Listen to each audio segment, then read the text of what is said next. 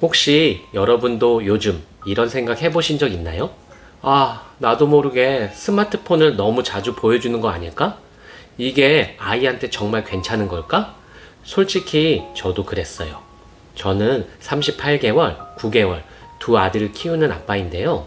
첫째가 24개월쯤 됐을 때였어요. 밥 먹이기가 정말 힘들었어요. 숟가락 들다가도 뛰쳐나가고 옷 벗기고 바닥에 눕고, 그때 잠깐만 보여주자 하고 스마트폰 꺼냈죠. 그날 밥 한 그릇 뚝딱 먹더라고요. 그런데요, 며칠 지나고 나니까 이상한 걸 느꼈어요. 스마트폰이 없으면 밥을 안 먹는 거예요. 화장실 갈 때도, 외출할 때도, 병원 대기실에서도 꼭 스마트폰이 있어야만 조용해졌어요. 그러던 어느 날 첫째가 스마트폰에서 본 영상을 흉내내면서 동생한테 갑자기 소리치더라고요. 그 말투, 그 눈빛 너무 낯설고 충격이었어요. 혹시나 싶어서 아이 뇌 발달과 디지털 노출 관련된 자료들을 찾아보기 시작했어요. 그때 알게 된 사실이 진짜 충격이었어요. 미국 소아과 학회에 따르면 2세 이하 유아는 가능한 한 스크린 노출을 피해야 하며 2세 이상은 하루 1시간 이내로 제한해야 한다고 하더라고요. 그리고 반복되는 빠른 장면 전환이 아이의 뇌 연결망을 단절시킬 수 있다는 연구 결과도 있었어요. 그걸 보고 나니까 내가 애한테 뭔가 돌이킬 수 없는 걸 한 건 아닐까? 이런 생각이 들더라고요. 그때부터 저도 바꿨어요. 막연히 보여주지 말아야지라고 다짐하는 게 아니라 5가지 스마트폰 사용 원칙을 정하고 그 기준 안에서 보여주기로 했어요. 그리고 실제로 미국 하버드대 뇌과학연구소, 워싱턴 대학교 소아발달센터 등에서 발표한 디지털 미디어가 아이 뇌에 미치는 영향과 대응법을 깊이 있게 공부했어요. 이 영상에선 그 내용을 바탕으로 스마트폰을 무조건 금지하지 않아도 아이의 뇌를 지키는 방법을 5가지로 정리해서 알려드릴 거예요. 실제로 저처럼 아이들 키우는 아빠가 실천하고 있고요. 많은 육아 전문가들도 같은 방향을 제시하고 있어요. 제 지인 중에 워킹맘이 있어요. 하루 종일 일하고 와서 저녁에 아이랑 보내는 시간, 스마트폰 한 대에 의존할 수밖에 없다고 했죠. 근데 그 엄마는 달랐어요. 나는 20분만 스마트폰을 보여줘. 단 그 시간엔 함께 봐. 그리고 끝나면 꼭 얘기를 나눠. 그 엄마는 아이와 함께 본다는 조건을 걸고 스마트폰을 활용했어요. 그랬더니 놀랍게도 아이가 영상만 보지 않고 영상 끝난 뒤에 엄마랑 이건 왜 그랬어? 너는 어떻게 생각해? 대화를 이어가더래요. 이게 바로 스마트폰을 교육 도구로 만드는 방법이었어요. 그 집 아이는 스마트폰을 킬 줄은 알아도 절대 혼자 보지는 않더라고요. 지금부터 제가 말씀드릴 아이 뇌를 지키는 스마트폰 사용법 5가지는 단순한 제한이나 금지법이 아니에요. 현실적인 상황 속에서 부모가 지켜야 할 기준, 아이의 감정과 뇌 발달까지 고려한 전략, 그리고 실제 실행 가능한 방법들입니다. 저처럼 시행착오 겪지 마시고 이 영상 보시면서 하나씩 실천해 보세요. 정말 아이가 달라질 수 있어요. 이제 첫 번째 방법부터 차근차근 시작해 볼게요. 아이 뇌를 지키는 스마트폰 사용법 첫 번째, 혼자 보게 하지 마세요. 부모가 함께 보는 공동 시청 원칙. 많은 부모들이 이렇게 말하죠. 애가 혼자 조용히 보고 있어서 나는 잠깐 쉴 수 있었어요. 그런데요, 바로 이 혼자 본다는 게 가장 위험한 사용법이라는 걸 아시나요? 워싱턴 대학교 소아발달센터 연구에 따르면 혼자 스마트폰을 시청한 아이들은 언어 발달 속도 지연, 사회성이 낮음, 감정 표현력 부족, 이 3가지 문제를 겪을 확률이 30% 이상 더 높다고 합니다. 반면 부모와 함께 본 아이들은 단어 습득률 증가, 감정 조절 능력 향상, 타인의 감정 이해력 증가를 보였어요. 즉, 같은 콘텐츠도 누가 옆에 있느냐에 따라 아이 뇌에 미치는 영향이 완전히 달라지는 겁니다. 저는요, 진짜 죄책감 느낀 적이 있어요. 하루는 첫째가 혼자 스마트폰으로 동영상 보다가요, 혼잣말로 이상한 말을 하더라고요. 저리 가! 넌 필요 없어! 놀라서 물어봤더니 영상 속 캐릭터가 했던 말이래요. 그제서야 깨달았어요. 저는 콘텐츠를 통제했지만 아이 감정은 방치하고 있었던 거예요. 혼자 보게 두는 순간 아이는 그 속 이야기를 그대로 받아들이고 있었던 거죠. 저런 말도 해도 되는구나. 저런 태도가 자연스러운 거구나 하면서요. 반면에 저랑 비슷한 또래 아이를 키우는 친구 아빠는요, 항상 아이랑 함께 보면서 질문을 던지더라고요. 이 캐릭터는 왜 화났을까? 너라면 어떻게 했을 것 같아? 이건 잘한 걸까? 아니면 조금 아쉬운 걸까? 그렇게 영상 이후에 대화를 이어가다 보니 그 집 아이는 상황을 논리적으로 설명하기 시작했고 자기 감정을 말로 표현하는 데 익숙해졌어요. 정말 신기한 건요, 영상에 나온 행동을 따라하긴 해도 항상 이건 좋은 행동일까? 라는 고민을 하더라는 거예요. 오늘부터 이렇게 해보세요. 5분짜리 영상부터 함께 보세요. 짧은 영상이라도 꼭 옆에 앉아서 같이 봐주세요. 영상 후 질문 1개만 던져보세요. 어떤 장면이 재미있었어? 왜 그렇게 말했을까? 감정 표현 도와주세요. 그 장면에서 무서웠어? 속상했겠다. 등 감정 언어 넣기. 이건 교육이 아니라 같이 느끼는 훈련이에요. 아이는 여러분의 얼굴 표정과 말투에서 이 장면은 이렇게 느껴도 되는구나 하고 배우게 됩니다. 스마트폰은 혼자 보게 하지 마세요. 그 순간 아이는 정보가 아닌 감정을 혼자 삼키고 있을 수 있습니다. 여러분은 아이랑 스마트폰 어떻게 보고 계신가요? 혹시 저처럼 혼자 보게 한 적 있으셨다면 오늘부터 같이 한 편만이라도 봐주세요. 어떤 변화가 있었는지 댓글로 꼭 나눠주세요. 여러분의 경험이 다른 부모에게 진짜 큰 힘이 됩니다. 아이네를 지키는 스마트폰 사용법 2번째. 시간보다 콘텐츠가 중요하다. 무엇을 보느냐가 아이 뇌를 결정합니다. 많은 부모들이 하루에 스마트폰 몇 분 보여줘야 할까? 이걸 제일 궁금해 하세요. 근데요, 진짜 중요한 건 몇 분이 아니라 무엇을 보느냐입니다. 미국 펜실베니아 대학교 아동인지발달센터 연구에 따르면 아이에게 미치는 스마트폰 콘텐츠의 영향을 시간 대비 콘텐츠 종류로 비교했을 때 교육적 콘텐츠, 예를 들어 숫자, 감정 표현, 상호작용 스토리, 20분만 봐도 언어와 인지 자극, 뇌파 증가, 수동적 콘텐츠, 예를 들어 빠르게 바뀌는 장면, 자극적 소리, 아무 말 없는 영상, 30분 이상 보면 감정 조절 관련 전두엽 활동 감소. 즉, 짧게 봐도 자극적이면 해롭고 길게 봐도 교육적이면 도움된다는 거예요. 저는요, 솔직히 말만 안 하면 됐지 하는 마음으로 유튜브 키즈 아무거나 틀어준 적이 있어요. 화려하고 소리 큰 영상, 캐릭터들이 춤추고 소리 지르는 그런 거예요. 어느 순간 아이가 그런 영상 아니면 집중을 못하는 거예요. 그냥 그림책 읽어주면 1분도 안 돼서 재미없어 하고 가버리는 거죠. 그때 깨달았어요.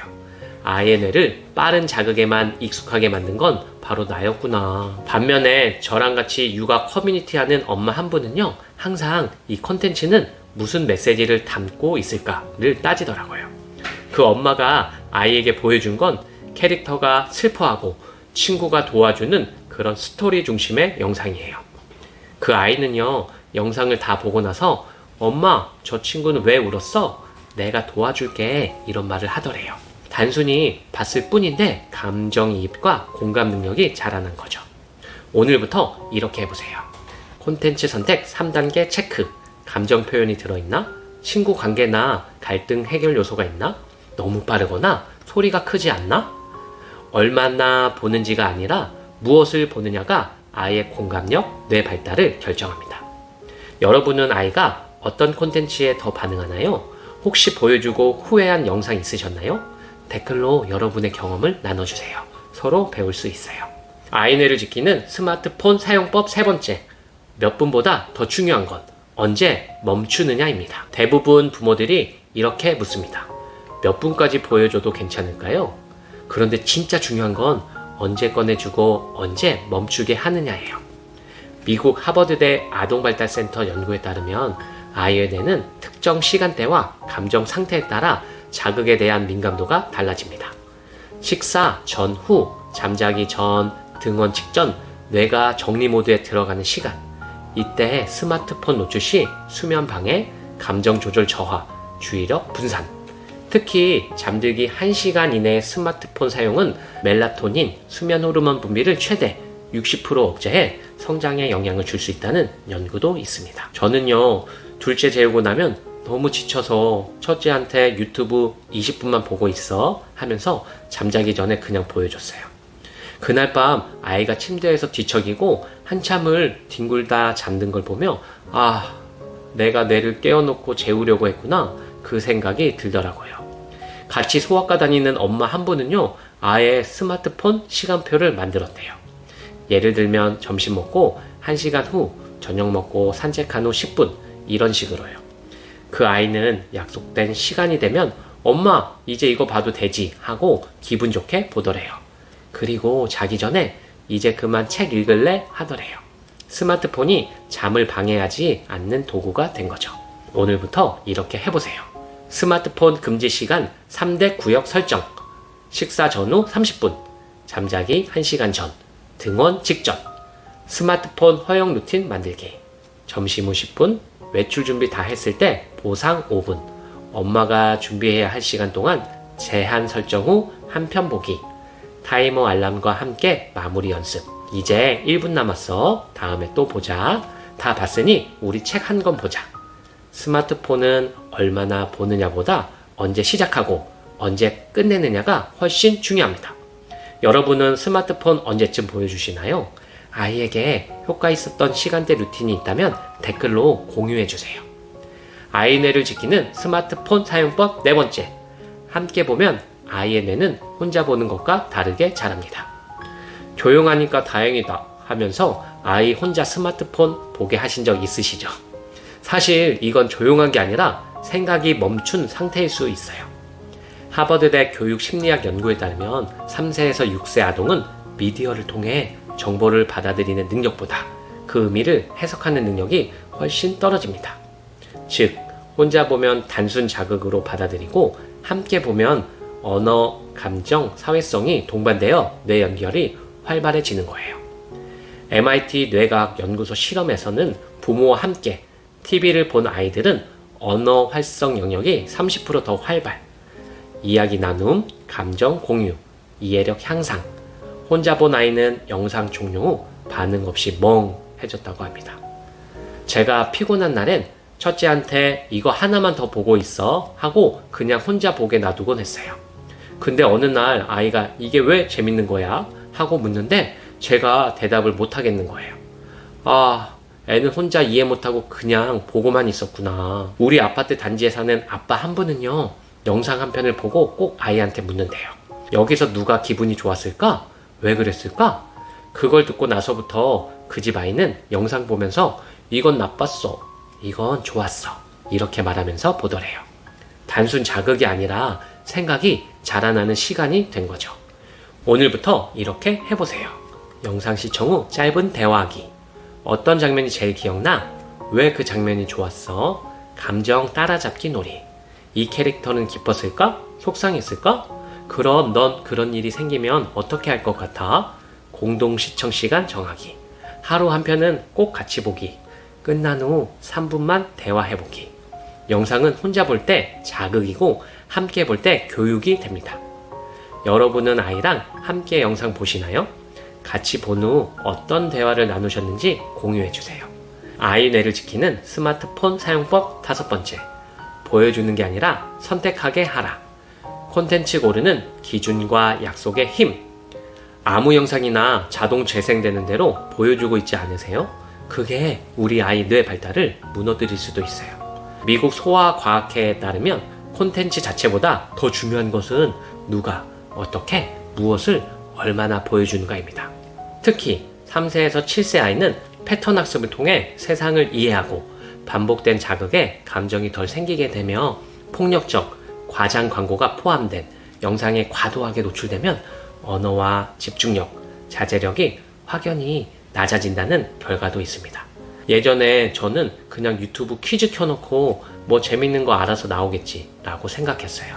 근데 아이가 갑자기 이거 사줘, 이거 갖고 싶어, 광고에 나온 장난감 브랜드를 줄줄이 외우는 걸 보고 내가 무슨 콘텐츠를 보여준 건지도 몰랐구나 싶었죠. 우리 첫째 어린이집 친구 엄마는 매주 일요일 아이랑 같이 한 주 볼 영상 리스트를 고른대요. 아이랑 약속도 하면서 우리 이번 주엔 동물 다큐 먼저 보고 그 다음엔 한 편만 애니메이션 보자 이렇게 해요. 그 집 아이는요, 영상 보기 전에 어떤 걸 볼지 먼저 말하고 끝나고는 스스로 끄더라고요. 정말 신기했어요. 오늘부터 이렇게 해보세요. 보여줄 영상이 아니라 함께 고를 영상으로 바꾸기. 2가지에서 3가지 후보를 먼저 부모가 고른 뒤 아이에게 선택권을 줘보세요. 한 편 보기, 약속 만들기. 영상 시작 전에 이건 오늘 한 편만 보기라고 미리 말하면 아이 스스로 종료하는 확률이 높아져요. 일주일 콘텐츠 리스트 만들기. 종이에 그림이나 제목을 붙여서 아이랑 같이 미디어 스케줄표를 만들어 보세요. 디지털 교육은 아이가 뭘 보냐보다 어떻게 보게 하느냐가 훨씬 중요합니다.